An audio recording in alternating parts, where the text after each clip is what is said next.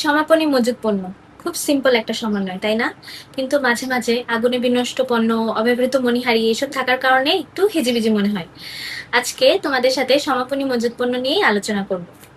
তাহলে চলো দেখি। একদম প্রথমে সবচেয়ে সিম্পল নর্মাল যেটা থাকে, সমাপনী মজুত পণ্য মূল্যায়ন করা হয়েছে 1,20,000 টাকা। ঠিক আছে, 1,20,000 টাকা সমাপনী মজুত পণ্য মূল্যায়ন করা হলো। তাহলে এই ক্ষেত্রে সমাপনী মজুত পণ্যটা কোথায় কোথায় যাবে? একদম সিম্পল ভাবে যে দেওয়া থাকে 1,20,000 টাকা, আমরা জানি আমরা যে বিক্রয় থেকে এখানে আমি সম্পূর্ণটা চার্ট লিখেছি যে সমাপনী মজুত পণ্যটা দেখা করতে হবে বিক্রিত পণ্যের ব্যয় থেকে। আমরা ব্যয়ের নির্ণয়ের জন্য আমরা যে প্রারম্ভিক মজুত পণ্য ক্রয় এবং ক্রয়ের সাথে যা যা থাকে সবকিছু যোগ করে আমরা লাস্টে কি করি, সমাপনী মজুত পণ্যটা বাদ দিই। এইখানে আসবে সমাপনী মজুত পণ্যটা 1,20,000 টাকা এবং চলে যাবে চলতি সম্পদে সমাপনী মজুত পণ্য। 1,20,000 টাকা। কিন্তু অনেক সময় দেওয়া থাকে দুইটা টাকা, একটা থাকে ক্রয় মূল্য, একটা থাকে বাজার মূল্য। তাহলে দেখো, যদি এখানে একটা টাকা দেওয়া আছে 1,20,000 টাকা, আরেকটা যদি ক্রয় মূল্য বা বাজার মূল্য যদি দেওয়া থাকতো 1,30,000 টাকা, তখন আমরা কোনটা নিব?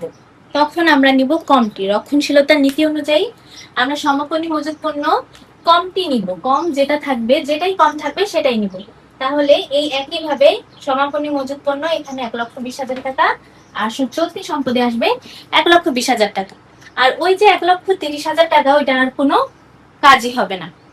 আচ্ছা, তারপর যদি আবার সমাপনী মজুত পণ্যের সাথে অব্যবহৃত মণিহারি থাকে, তাহলে দেখো সমাপনী মজুত পণ্য মূল্যায়ন করা হলো মনে করো 1,20,000 টাকা, এর বাজার মূল্য যদি থাকে 1,30,000 টাকা।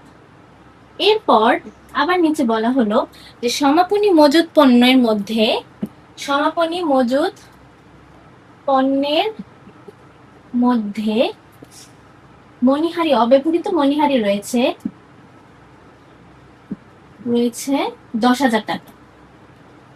10,000 টাকা। আর রাও নিলে অব্যবহৃত মণিহারি, অব্যবহৃত মণিহারি মনে করো 15,000 টাকা। ঠিক আছে, তাহলে দেখো এখানে সমাপনী মজুত পণ্য যে 1,20,000 আর 1,30,000, এই দুইটা থেকে আমরা প্রথমে কমটি তো নিবই, এবং এই কমটির সাথে কি কি কাজ করব সেটাই এখন দেখাবো। এই যে সমাপনী মজুত পণ্য, এখানে যে 1,20,000 টাকা আসলো, কিন্তু অব্যবহৃত মণিহারি সমাপনী মজুত পণ্যের মধ্যেই অন্তর্ভুক্ত রয়েছে। এখানে যা বলা হয়েছে, সমাপনী মজুত পণ্য বলতে আমরা কি বুঝি? আমাদের যে যে পণ্য বছরের শেষে যে রয়ে গেছে, তাই না, সেটা হচ্ছে সমাপনী মজুত পণ্য। তো সেই পণ্যের সাথে যদি মণিহারি রয়ে যায়, মণিহারি 10,000 টাকার রয়ে গেছে, তাহলে সেটা কি হবে? সেটাও কি সমাপনী মজুত পণ্য? আসলে সেটা তো সমাপনী মজুত পণ্যের সাথে আসলে হিসাব করা হয়ে গেছে, কিন্তু সেটা তাহলে বাদ দিয়ে দিতে হবে, তাই না? তাহলে সমাপনী মজুত পণ্য কি? বছরের শেষে আমাদের যেই অব্যবহৃত পণ্য যেইটুকু রয়ে যায়, সেই পণ্যের সাথে আবার মণিহারি যুক্ত আছে। এখানে কি বলছে? মণিহারি যুক্ত আছে 10,000 টাকা। তাহলে আমরা কি করব? সেই 10,000 টাকাটা বাদ দিয়ে দিব। তাহলে আমাদের সমাপনী মজুত পণ্য, সমাপনী মজুত আমাদের যে 1,20,000 টাকা আছে, সেটা থেকে 10,000 টাকা মাইনাস করে আমাদের আসলে সমাপনী মজুত পণ্য কত হবে? 1,10,000। এই 1,10,000 টাকা। তাহলে আমরা কি করব? এই বাদটা কোথায় যাবে? এখানে একবার বাদ যাবে। এটা তুমি নিচে টিকাতেও দেখিয়ে দিতে পারো, এইখানেও মাইনাস করে দেখিয়ে দিতে পারো যে 10,000 টাকা মাইনাস করার পর এখানে থাকবে 1,10,000 টাকা। এই 1,10,000 টাকাই আমরা এই টোটাল ক্রয় থেকে বাদ দিব। ঠিক আছে, তাহলে এখানে যাবে একবার, আরেকবার কোথায় যাবে? আবার এরকম মাইনাস হয়ে, এভাবে মাইনাস হয়ে, তাহলে এখানে কয়বার কাজ হয়ে গেল? দুইবার কাজ হয়ে গেল। আমরা জানি একটা সমন্বয় দুইবার কাজ হয়, 4বারও হয়, 6বারও হয়। তাহলে অব্যবহৃত মণিহারি এইটার কাজ আবার হবে। তাহলে এইটা কতবার কাজ করা হবে? 4বার। ঠিক আছে, এখানে একবার কাজ হলো সমাপনী মজুত পণ্যের, এখানে একবার কাজ হলো, আবার অব্যবহৃত মজুত পণ্যের কাজ হবে আরো 2বার। তাহলে কতবার হলো? টোটাল 4বার এই সমন্বয়টার কাজ হবে। এই অব্যবহৃত মণিহারিটা কোথায় যাবে? বিশদ আয় বিবরণীতে আমাদের যে পরিচালন ব্যয় থাকে,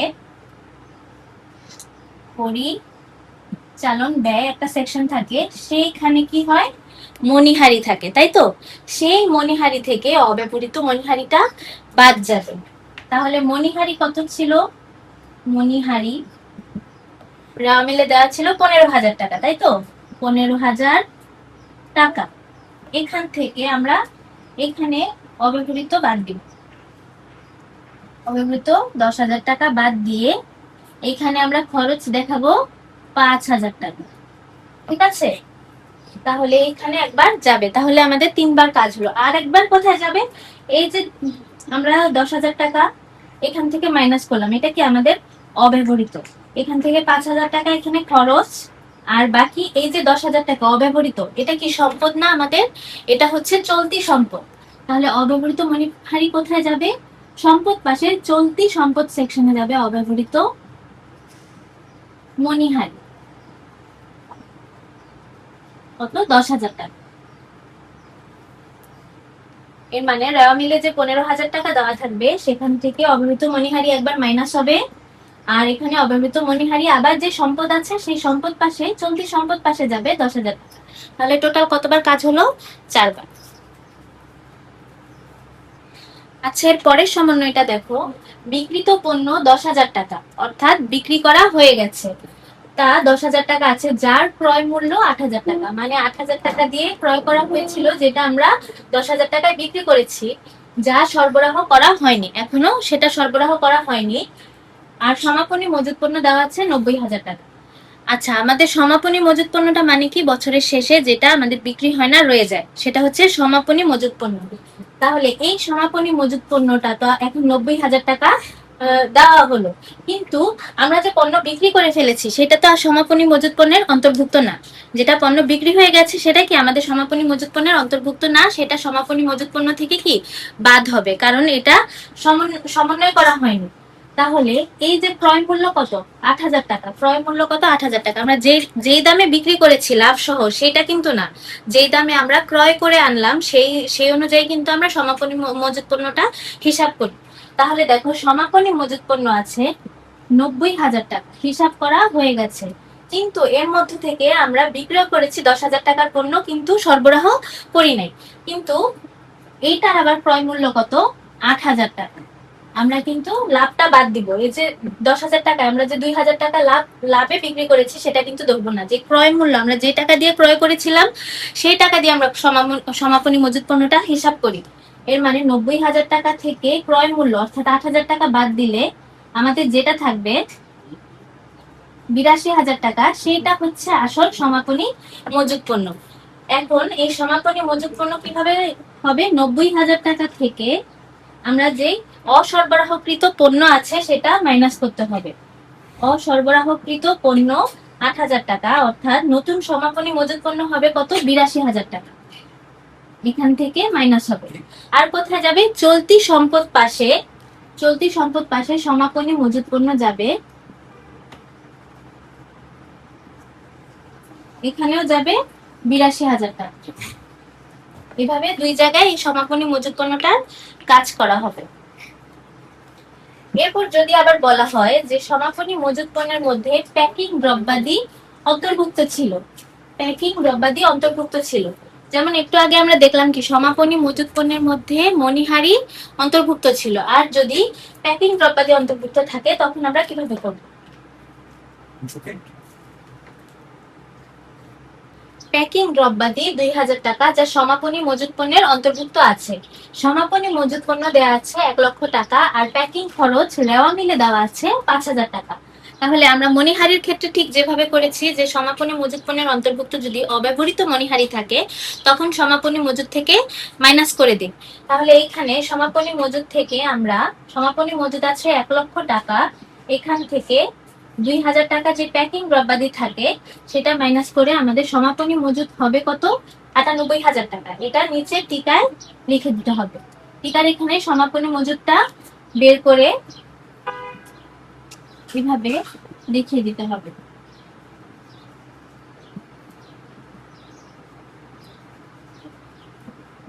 তাহলে সমাপনী মজুত পণ্য 98,000 টাকা, আর চলতি সম্পদ পাশে আবার সমাপনী মজুত পণ্য এখানেও হবে 98,000 টাকা। তাহলে কয়বার কাজ হলো এখানে?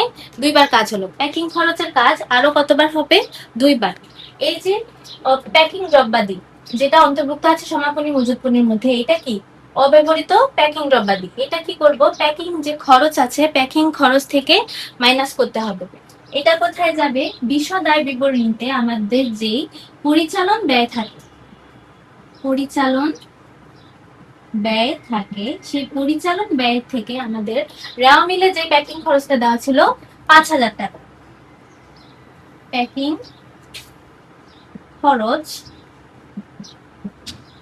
5,000 টাকা, এখান থেকে মাইনাস হবে যেটা অব্যবহৃত ছিল কত? 2,000 টাকা। এটা অব্যবহৃত, অর্থাৎ এটা কি চলতি সম্পদ পাশে যাবে, এই জন্য এটা খরচ থেকে কি হবে? মাইনাস হবে। অব্যবহৃত প্যাকিং দ্রব্যাদি, দ্রব্যাদি 2,000 টাকা। এর মানে আমাদের খরচ কত? এখানে 3,000 টাকা হচ্ছে খরচ, আর এই 2,000 টাকা এটা কি? অব্যবহৃত। তাহলে আমরা এটা কোথায় যাবে? চলতি সম্পদ পাশে। অব্যবহৃত প্যাকিং দ্রব্যাদি। মণিহারি আর প্যাকিং দ্রব্যাদির ক্ষেত্রে এই দুইটা একদম সেম হবে। আর আরেকটা কথা, যদি অব্যবহৃত মণিহারি দেওয়া থাকে অথবা প্যাকিং দ্রব্যাদি দেওয়া থাকে, কিন্তু এটার কোনো খরচ না দেওয়া থাকে রাও মিলে, তখন বিবিধ খরচ থেকেও বাদ দেওয়া যাবে। যদি এরকম থাকে যে সমাপনী মজুত পণ্য, সমাপনী মজুত পণ্যের মধ্যে অব্যবহৃত প্যাকিং দ্রব্যাদি অথবা অব্যবহৃত মণিহারি রয়েছে, তখন আমরা কি করব? রাও মিলে যদি কোনো মণিহারি না দেওয়া থাকে, তখন আমরা বিবিধ খরচ থেকে, এই যে এখানে পরিচালন ব্যয় আমরা প্যাকিং খরচ থেকে মাইনাসটা করলাম, সেটা আমরা বিবিধ খরচ থেকে মাইনাসটা করব। আগুনে বিনষ্ট পণ্য 20,000 টাকা, আর সমাপনী মজুত পণ্য আছে 1,20,000 টাকায়। এখন যদি এভাবে বলা থাকে অথবা এভাবে বলা থাকে যে আগুনে বিনষ্ট পণ্য সমাপনী মজুদের অন্তর্ভুক্ত আছে, তখন কিভাবে কাজটা করতে হবে? দেখো, ক্রয় থেকে তখন আগুনে বিনষ্ট পণ্য মানে পণ্য ক্ষতিগ্রস্ত হয়েছে, যেটা আমাদের ক্রয়কে কমিয়ে দেয়, তাই তো? তাহলে ক্রয় থেকে মাইনাস করতে হবে আমাদের আগুনে বিনষ্ট পণ্য লিখে। আগুনে বিনষ্ট পণ্য আমরা ক্রয় থেকে এই টাকাটা মাইনাস করে দিব, মাইনাস করে ক্রয়টা বসাবো। আর ক্রয়ের সাথে বিবিধ যা যা থাকে তা তো হবেই। এরপর আমরা কোথায় কাজ করব? সমাপনী মজুত পণ্য।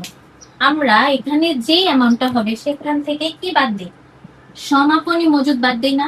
সমাপনী মজুত পণ্য।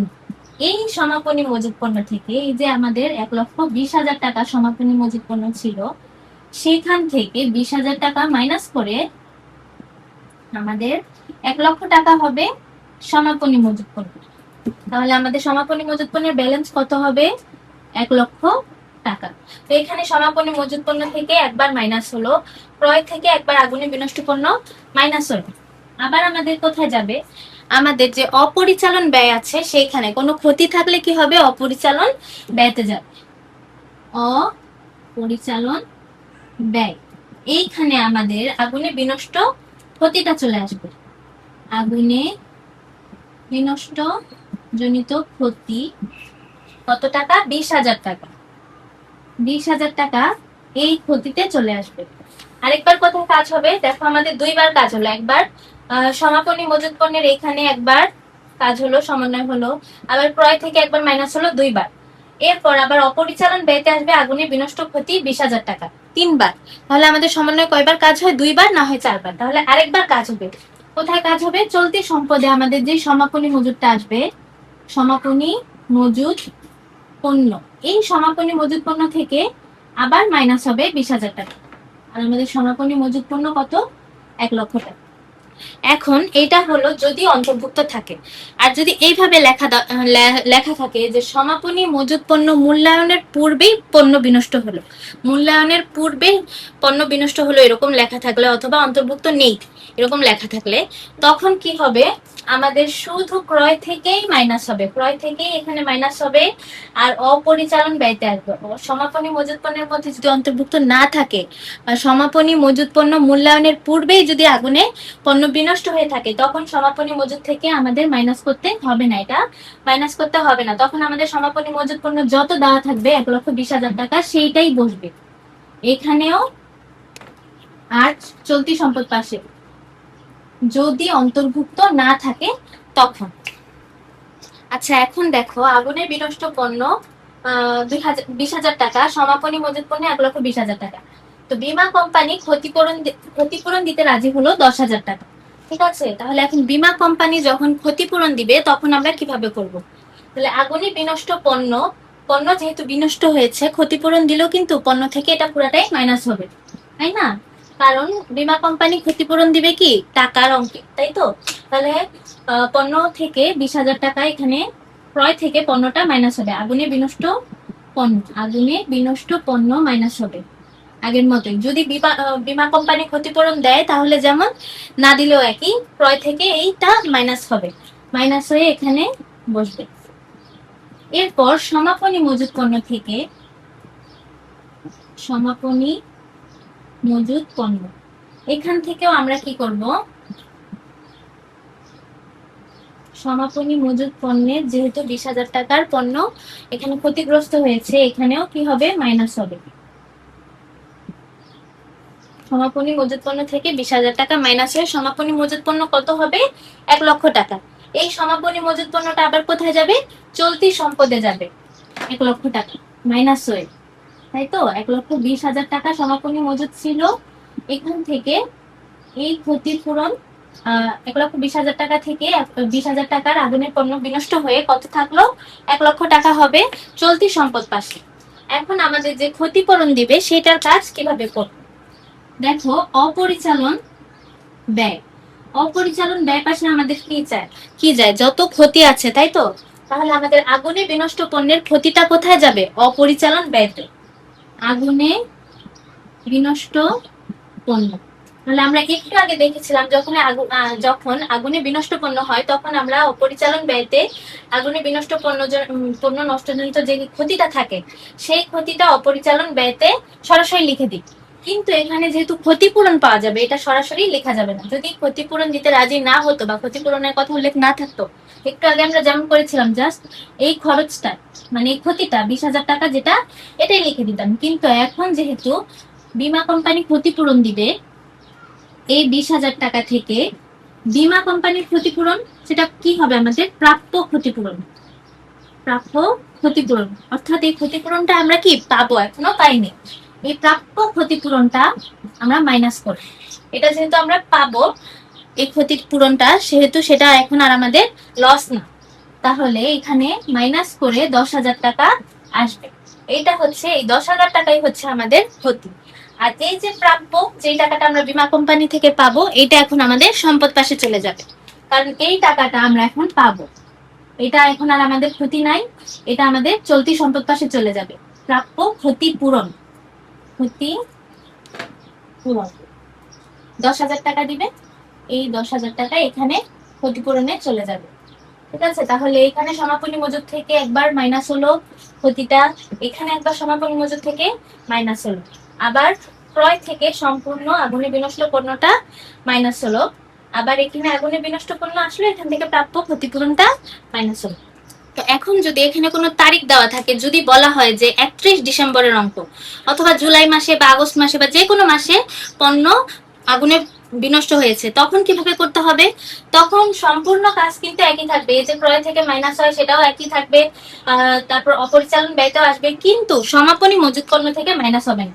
যেমন সমাপনী মজুত পণ্যে অন্তর্ভুক্ত না থাকলে যেরকম হয় সেরকম কাজ হবে, সমাপনী মজুত পণ্য যা দেওয়া থাকবে প্রশ্নে সেটাই সরাসরি প্রশ্ন।